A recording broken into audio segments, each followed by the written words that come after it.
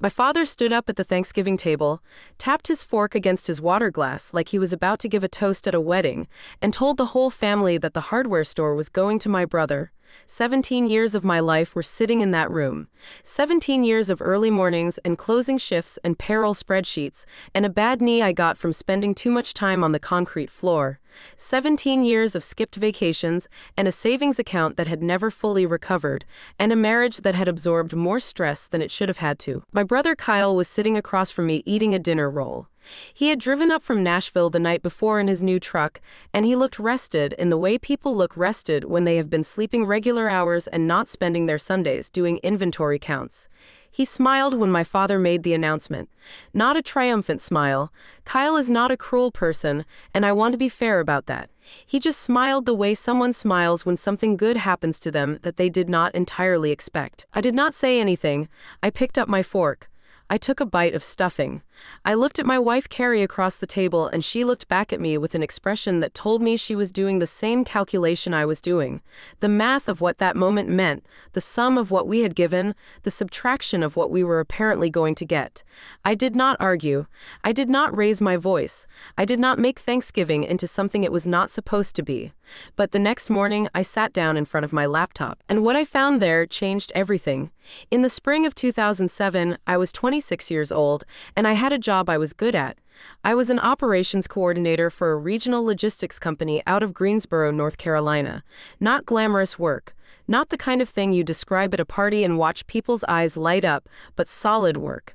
I knew the systems, I knew the people, I had been there 3 years and was on a track that felt real. Benefits. A 401k that my company was matching. A boss named Gerald, who had told me twice in the preceding year that I was being considered for a management position.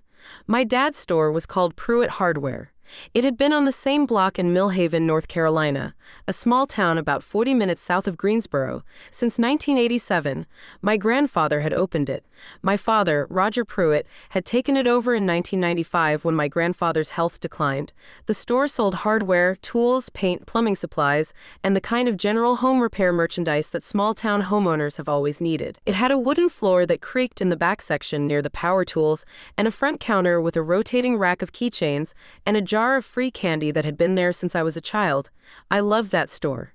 I want to say that first, before the complications, because it is true and because it matters for the rest of what I am going to tell you. I grew up in that store. I knew every aisle. I knew which drawer had the 1/4-inch hex bolts and which one had the 5/16. I could smell paint thinner from 20 feet away and know within 2 seconds what grade it was. The store was part of my identity in the way that the things you grow up with become part of who you are, woven in. My father called me on a Tuesday evening in April of 2007. He said, "I need to talk to you about the store." I could hear something in his voice that I did not like. My father is a man of few words and a flat affect. He grew up in a household where showing worry was considered a kind of weakness, so when something is wrong with him, the wrong reveals itself in the texture of his silences rather than in anything he says directly. I drove down that Saturday.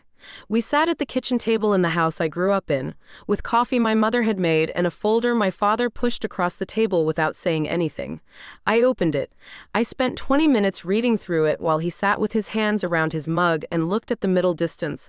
The store was in trouble. Serious trouble. A new big-box home improvement store had opened 18 months earlier on the highway at the edge of town, and it had taken a significant piece of Pruitt Hardware's customer base. Revenue was down 32% from the previous year. They had missed 2 months of rent on the commercial lease.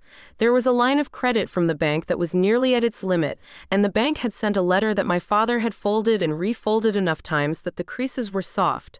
I put the folder down. I looked at my father. "How long have you known it was this bad?" I asked. He shrugged with one shoulder. "A while, Dad. I was trying to figure it out myself," he said. I looked at the folder. I looked at my father's face, which was the face of a man who had been carrying something heavy alone for too long and was not sure how to put it down. "Let me think," I said. I thought for 2 weeks. I ran the numbers. I talked to Carrie, who was my girlfriend at the time, and who listened with the serious attention she gives to anything that matters, and who said, "Whatever you decide, I'm with you. But make sure you decide it because it's right, not because you can't say no to him." I called Gerald at the logistics company. I said I might need to leave. Gerald was disappointed and professional about it and said the door was not permanently closed. I called my father. I said, I'm coming to help. Give me a month to transition out of my job. My father was quiet for a moment. Then he said, You don't have to do this, son. I know, I said. The store might not make it anyway. Then we'll know we tried. I said, I gave my notice the following Monday. I told Gerald I was going to help my father with the family business. He shook my hand and said I was a good son. I packed my desk into a box and drove back to Millhaven. The shape of the problem, when I got inside it, was clearer and also more complicated than the folder had suggested. The big box store on the highway had taken the volume customers, the contractors and the weekend project people who could drive 15 minutes for a lower price on a $200 purchase. That was real and there was no fighting it directly. But what the folder had not shown was the secondary problem. My father had stopped adapting. He had been running the store the same way his father had run it in 1987, with the same product mix, the same layout, the same approach to pricing. He had watched the volume customers leave and responded by doing what he had always done, harder, which is a natural response, and also the wrong one. The store also had internal problems. The inventory system was essentially a paper ledger that my father updated by hand. The pricing on about 40% of the merchandise had not been reviewed in 2 years. There were products on the shelves that had been there long enough to have a layer of dust on them, which meant capital tied up in things nobody was buying. The accounts receivable, the customers who had running accounts and paid monthly, the local contractors and property managers who had been with the store for years, were not being managed. 3 of them were significantly past due and had not been followed up on. The cash flow was worse than the P, who was honest with me about where we stood and what the bank needed to see. Then I started fixing things, the inventory first. I built a basic spreadsheet system, nothing fancy, just functional, and went through every product in the store over the course of 2 weekends, recording what was there, what the turnover rate was, what we were paying versus what we were selling it for. I identified the dead inventory, and we discounted it aggressively to move it and get the cash back. I identified the products we were underpriced on and corrected them. I cut our ordering volume on slow-moving items and redirected that money toward the things we actually turned over quickly. The receivables I handled personally, with phone calls and then visits. Most of the past due accounts paid within 30 days once someone actually followed up. One of them, a property management company that had been a Pruitt account for 11 years, paid us $4,000 that I had not known we were owed. By the end of my 3rd month, the cash position looked different. Not good, but different. The bleeding had slowed.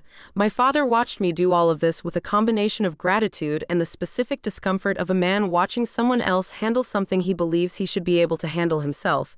He helped every day. He was at the store. He worked the counter. He talked to the long-term customers in the way that only he could because he had known them for 20 years. His presence and his relationships were real assets. But the systems, the finances, the adaptation, those became mine. Let me tell you what running Pruitt hardware actually looked like, in the daily and the practical, because I think people sometimes hear small family business and imagine something quaint, something with a bell over the door and a rocking chair on the porch and a reasonable pace. I was at the store 6 days a week, sometimes 7 during busy seasons or when something went wrong. I opened Monday through Saturday. My father closed most evenings, which I was grateful for because the mornings were mine and the mornings were relentless. 6:30, open the store, turn on the lights, check the register, review the previous day's sales figures. 7 to 9, the contractor rush, the guys who needed supplies before their job sites started. Plumbers, electricians, general contractors, they knew what they wanted and they moved fast and they were not patient about being out of stock on anything, so I learned to anticipate their needs and keep the right inventory. 9 to noon, walk the floor, restock, check in on any orders that were due. Handle customer questions, which at a hardware store range from simple to genuinely technical. I learned to answer the technical ones correctly because the contractors and the serious DIYers could tell immediately when you were making something up, and your credibility with them was your relationship with them. Noon to close, the retail customers, the homeowners, the weekend project people who were working through their Saturday fix-it lists. These customers needed more time and more guidance. They were good for the store. They bought higher margin items, they valued service. They came back if you treated them right. Between everything, the paperwork. Invoices to process, orders to place, payroll to run, sales tax to track. North Carolina requires quarterly sales tax filings, and we filed them on time because I was not going to have the store penalized for something I could prevent. I did the bookkeeping myself for the first 3 years, using QuickBooks, and I got good enough at it that I could look at a month-end report and understand in 10 minutes what it was telling me. I also handled every vendor relationship. We had about 40 active vendors, the major distributors, the specialty suppliers, the local manufacturers, whose products we stocked as a regional differentiation play. I knew every representative by name. I negotiated terms. When one of our major distributors had a price increase, I had the conversation to push back on it, and pushed it back 30 days, which bought us time to adjust our retail pricing first.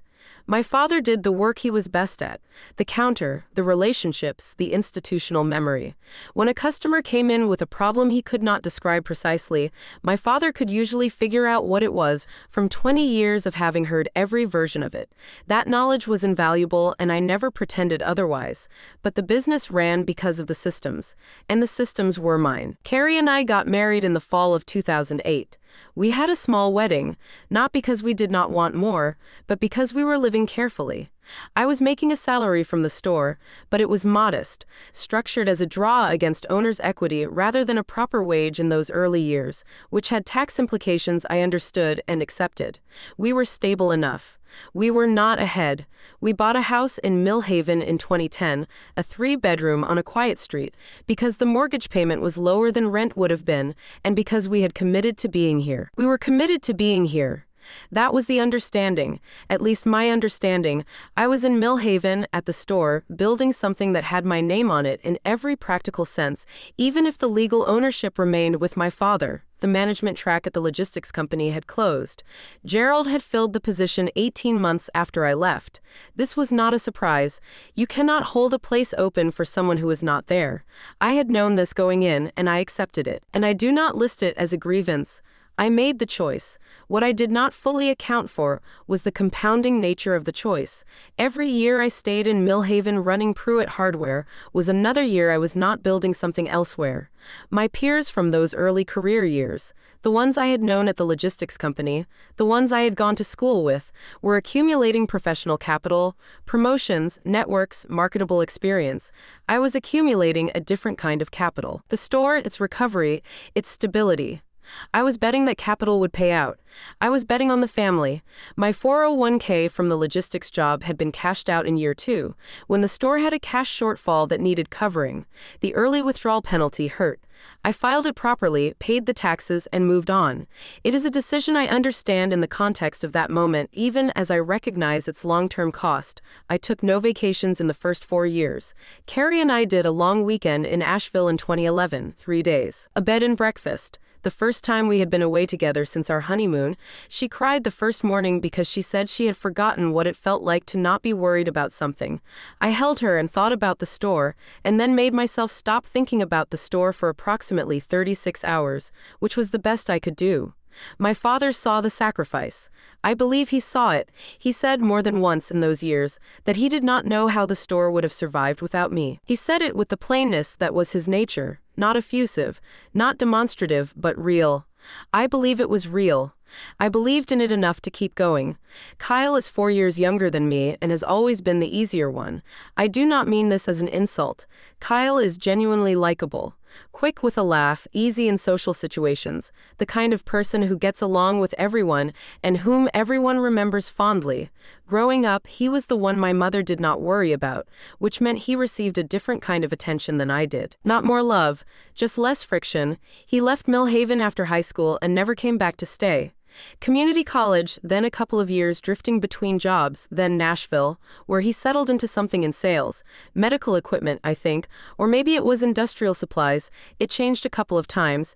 He called home regularly, and he was a good son in the ways that are visible from a distance. Birthdays remembered, calls returned, Christmas every year without fail. What he did not do was work at the store. This is simply factual. In the 17 years I spent at Pruitt Hardware, Kyle worked there for a total of perhaps 3 weeks. A summer week in 2009 when he was between jobs and came home for a stretch. A few days around Christmas 2 or 3 times when he helped out during the rush as a kind of holiday contribution.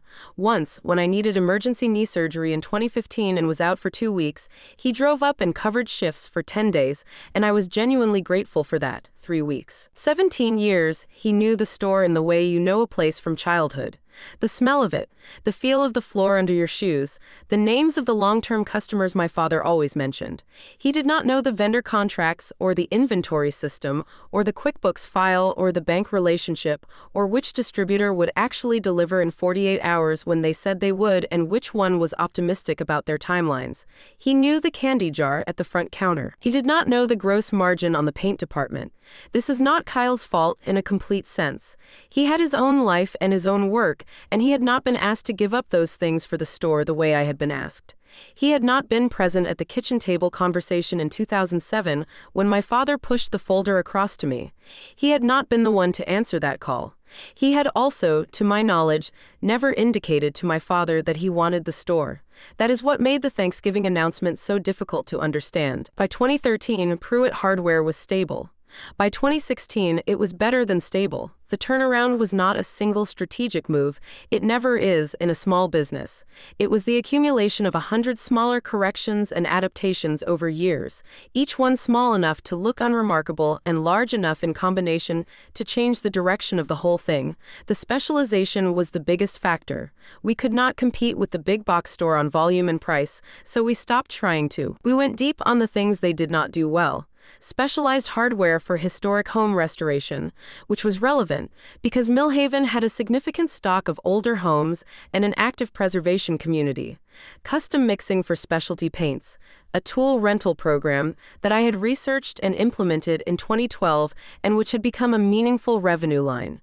Relationships with the local contractors, nurtured carefully, built on reliability and service rather than price competition. We also got serious about our online presence, which in 2014 was not something many stores our size were doing carefully. I built a basic website, set up a Google business profile, started collecting reviews from customers. The reviews were good because the service was good. New customers found us through search. Within 2 years, we had people driving from 45 minutes away specifically because they had read about our historic hardware specialization and could not find what they needed anywhere else. Revenue in 2016 was 61% higher than when I had arrived in 2007. I have that number because I ran the comparison myself for my own satisfaction on New Year's Eve of that year. 61% higher, with better margins, a clean bank relationship, and no line of credit balance. My father told me that year that the store was in better shape than it had been since the early 90s when my grandfather was running it at its peak. He said it at the counter one slow afternoon in October. Out of nowhere, looking at the floor, my father is not a man who says things like that easily, and I received it accordingly, with more weight than it might have seemed to carry from the outside. I had done that, we had done it together. But I had done the particular thing that needed doing. I did not walk around believing the store was mine in a legal sense. I understood perfectly well that the store belonged to my father, that the deed and the business registration were in his name, that the assets and the liabilities were his in the way that everything you build is technically owned by the person whose name is on the paperwork until they decide otherwise. What I believed was that the future of the store was understood, not because anyone had said so explicitly. The closest we had come was a conversation in 2012 during a slow period when I had been having thoughts about whether I was in the right place, when my father had said, "I'm not going to leave you holding nothing. Son, this store is your life's work as much as mine. You understand that." I understood that. I held it. And I believed it because of the practical logic of it, the logic that seems so obvious from where I was standing that I did not think it needed to be stated. I was the one who ran the store. I was the one who knew how it worked. I was the one who had fixed it and grown it and who could continue to operate it. Kyle was in Nashville selling something. What would Kyle do with a hardware store in Millhaven, North Carolina? Carrie and I had talked about it in the abstract over the years, not with greed, not counting money we did not have yet, but in the practical way of two people planning a life. The store would eventually become ours to own formally. We would probably need to make some arrangement for Kyle to be treated fairly, a buyout of some kind. We would need to think about the transition carefully. These were future problems, reasonable ones, the kind you could solve when the time came. I told myself this through 17 years. Thanksgiving at my parents' house has always followed the same shape. My mother, whose name is Barbara, starts preparing 2 days before. The table gets an extra leaf inserted. My father watches football and occasionally comes into the kitchen to taste something and get gently moved out of the way. The good china comes out from the cabinet in the dining room that otherwise stays closed. This particular Thanksgiving was the year my parents' 40th wedding anniversary was coming up in December, a milestone they were pleased about, and that my mother had been talking about since summer. The mood going in was celebratory. Kyle had driven up with his girlfriend, a woman named Stephanie who was friendly and easy to be around. Carrie and I had brought a pie and a bottle of wine my mother liked. My mother's sister, Aunt Ruth, was there with her husband Frank. Dinner was the usual spread. Turkey, stuffing, mashed potatoes, green bean casserole, the cranberry sauce my mother makes from scratch that nobody has ever managed to replicate. We ate and talked about ordinary things, the anniversary plans, Kyle's job, Carrie's work at the school district, the mild fall weather. The store came up briefly when Frank asked how business was, and I said it had been a solid year, and my father nodded. It was a good Thanksgiving dinner, warm in the way that family dinners are warm when things are going well, when no one has brought a grievance into the room. I was relaxed. I had a glass of wine and ate too much stuffing and thought that this was one of the good ones. Then my father tapped his fork against his water glass. Everyone looked at him. My father does not make toasts. He is not a fork-tapping kind of man, so the gesture itself was enough to bring the table to attention before he said a word. He stood up. He is 68 years old, my father, and he looks it in the way that men who have worked physical jobs their whole lives look their age, solid still, but worn at the edges, moving with the care of someone who has learned to protect a bad hip. He stood up and he looked around the table and he said he had been thinking about the future and wanted to share something with the family while everyone was together. I remember the exact quality of the silence in that room. My mother was looking at him with an expression that told me she knew what was coming and had known it was coming. Carrie's hand found mine under the table. He said that the store had meant everything to him and to his father before him, and that he wanted to make sure it stayed in the family the right way. He said he had done some thinking and some talking. He paused here. And I would later understand that the talking had been with a lawyer, and that he had decided the store would go to Kyle. He said it simply. He said Kyle was the older. He got this wrong. I am older. And he corrected himself with a small gesture and said he meant Kyle was ready in a way that felt right to him. He said he wanted the store to go to someone who could grow with it. He looked at Kyle when he said this. Kyle looked surprised, genuinely surprised, which meant he had not been part of the prior conversation or had not fully absorbed what it meant. He looked at me then, my father, and he said, "You know you'll always have a place here, son. I'm not pushing you out of anything." I looked at him. I said, "Okay, Dad." I picked up my fork. I took a bite of stuffing. I looked at Carrie. She looked back at me, and she was the only person in that room whose face was telling me the whole truth of what had just happened. The rest of Thanksgiving dinner lasted approximately 45 minutes, during which I participated normally in the conversation. I talked to Aunt Ruth about her garden. I talked to Frank about the Panthers. I helped my mother clear the table, and I stood in the kitchen with her for a few minutes while she put things away, and she looked at me with a worried expression and said, "You okay, baby?" And I said I was fine, which was both true and not true simultaneously. Kyle found me on the back porch while the others were having dessert. He came out with his hands in his pockets and stood next to me in the cold November air, and he said, "I didn't know he was going to do that." "I believe you," I said. "I don't even know if I want the store," he said. "I've got my life in Nashville." "I know," I said. "This isn't right," he said. "What you've done for that place." "I'm not stupid. I know what you've done." I looked at him. Kyle was sincere in that moment. I will give him that. "Don't worry about it tonight," I said. "We'll figure it out." He nodded. He went back inside. I stood on the porch for a few more minutes. It was cold and clear, and the sky over Mill Haven was the deep blue black of a November night in the Carolina Piedmont. I could see the water tower from where I stood. the one at the edge of town. I was thinking about one specific thing, one particular fact about Pruitt Hardware that had been sitting in the back of my mind since my father started tapping that fork, and that I had not allowed myself to think about fully yet because I was at Thanksgiving dinner and some things should wait. The fact was this: in 2011, when the store had needed a commercial loan to finance a significant inventory expansion and equipment update, the bank had required a personal guarantor. My father, whose personal credit had taken some hits during the tough years, had not been the preferred guarantor. The bank had wanted someone else, someone whose personal finances were clean and whose credit was solid. They had wanted me.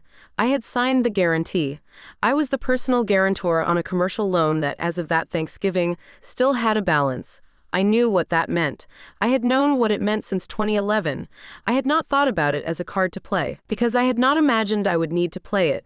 Now I thought about it differently. I went back inside and had a piece of pie. The guarantee was not the only thing. This is what I was working through in the back of my mind during the rest of that evening, and during the drive home to our house, and during the sleepless hour and a half I spent at 2 in the morning while Carrie slept beside me and the house was quiet. I had been running the operational and financial side of Pruitt Hardware for 17 years. In that time, I had built systems, established relationships, created processes. Most of this existed in my head and on my computer. The vendor relationships in particular. The specific contacts, the negotiated terms, the history of each account were mine in a way that would not automatically transfer. But more concretely, I was the signatory on several business accounts. The primary operating account at First Citizens had both my father's name and mine on it. I had added myself in 2009 with my father's full agreement, when the demands of managing the cash flow had made it impractical for everything to require his signature. The account had both names on it. Either of us could act on it. Either of us could, theoretically, remove the other, but both of us would need to be present to do so, per First Citizens' joint account policy, which I happened to know precisely. I was also the point of contact for the loan. Linda at the bank dealt with me on the commercial side. I was the guarantor. I had been the one filing the annual financial summaries the bank required. None of this was hidden. It was all documented. My father knew about all of it. It had all been done with his knowledge and consent. But I did not think, in the years since these arrangements had been put in place, that my father had fully considered what they would mean in a transition. I did not think his lawyer, whoever that was, whoever he had done his talking with, had looked at the operational reality of the business as opposed to the legal ownership of it, and understood the difference. There is a difference between owning a business on paper and being able to run it. I did not want to weaponize this. I want to be clear about my intentions because they matter to me, and because the story is not a story about revenge, even though it might look like one from the outside. What I wanted was a real conversation, grounded in real facts, about what the transition of this business actually required. A conversation that had not happened at the Thanksgiving table because my father had delivered his announcement rather than opening a discussion. I was going to open the discussion, but first, I was going to make sure I understood everything I needed to understand. Friday morning, the day after Thanksgiving, Carrie was still asleep. I got up at 6, made coffee, and sat down at the kitchen table with my laptop. I spent the first hour going through the business records I had access to from home, the QuickBooks file, the vendor account information, the loan documents I had scanned and saved years ago as a matter of record-keeping habit. I was not looking for ammunition. I was building a complete picture. I needed to know exactly what I was working with before I had any conversation with anyone. The loan balance was $64,000. I was the personal guarantor. This meant that if the business defaulted, I was personally liable. This also meant that any transfer of ownership that affected the business's ability to service the loan required the bank's notification and, in some structures, the bank's consent or at least awareness. I called Linda at 8:30, knowing she kept early hours. Linda, I said, I need to understand something about the commercial loan and what happens to the guarantee structure in an ownership transfer. Linda is a careful professional who has been in community banking for 25 years and who does not speculate or approximate.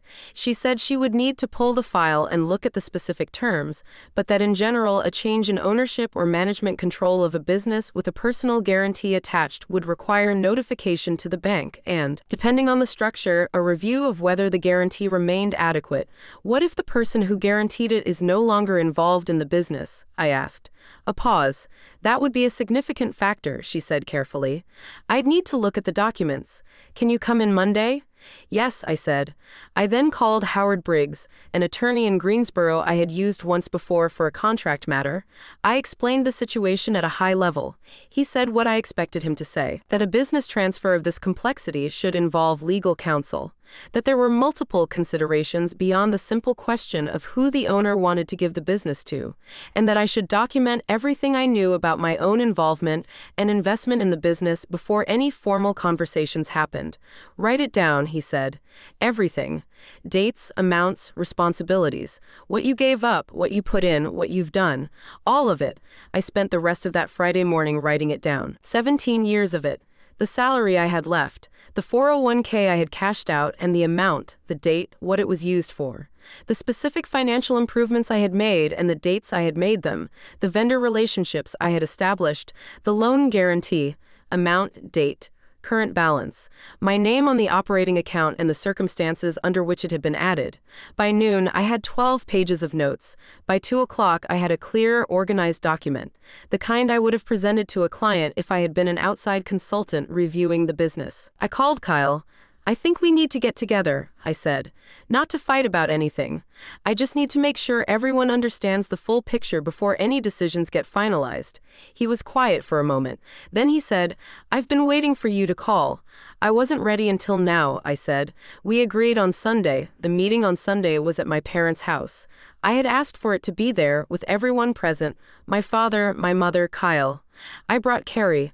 I brought the document I had prepared and a copy of the relevant financial records. My father sat at the kitchen table with the expression of a man who expected a confrontation and was preparing to withstand it. My mother sat beside him with her hands folded. Kyle was across from them, and there was something in his posture, a slight lean forward and attentiveness, that told me he had done his own thinking over the past 48 hours. I did not go in angry. I want to be clear about this, because it is true and because I am proud of it. I went in clear. I had processed the anger somewhere between 2 in the morning on Friday and the first cup of coffee. What remained was something more useful. I sat down. I put the document on the table.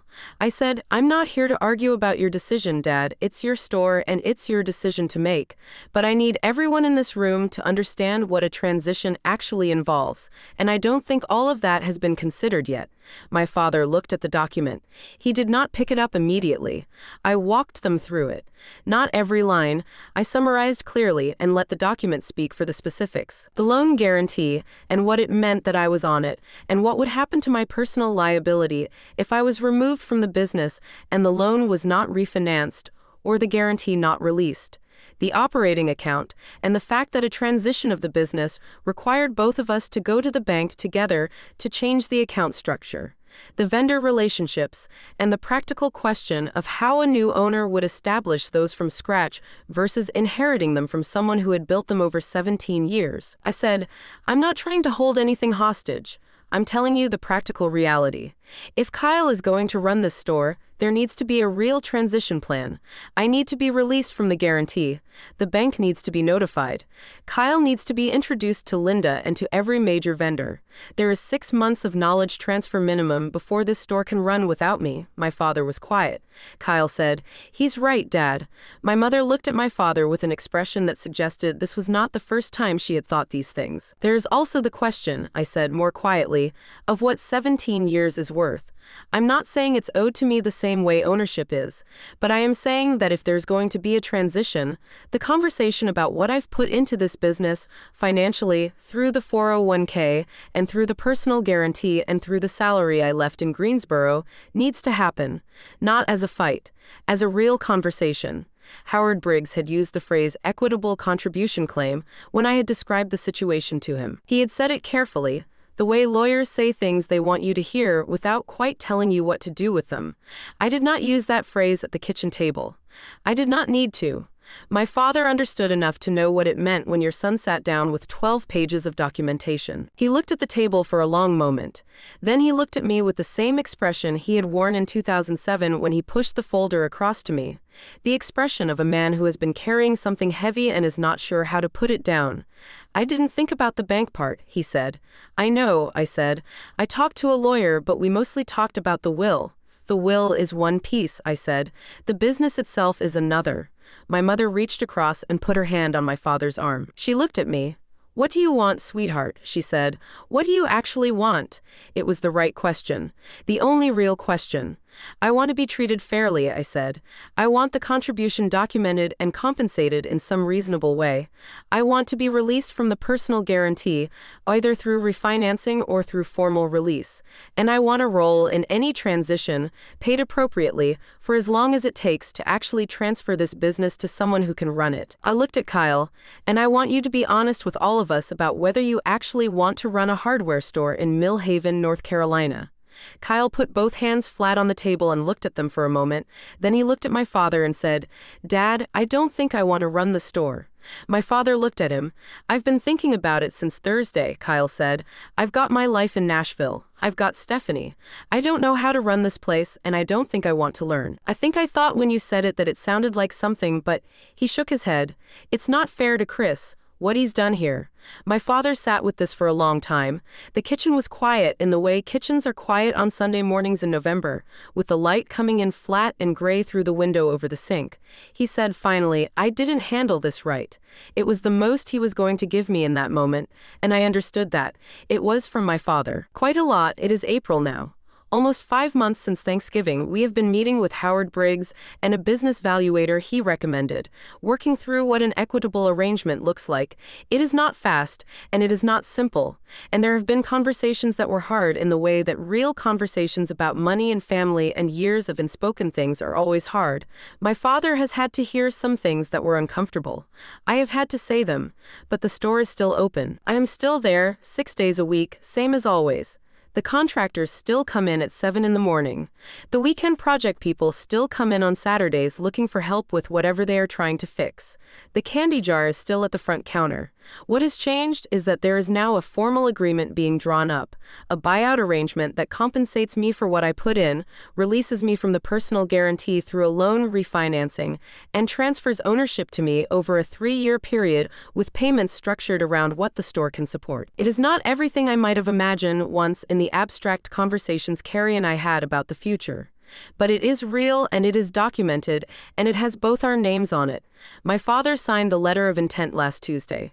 He sat at the table in Howard's conference room and he signed it, and then he looked at me and said in the same flat, plain voice he uses for things that cost him something, "This is how it should have been from the start."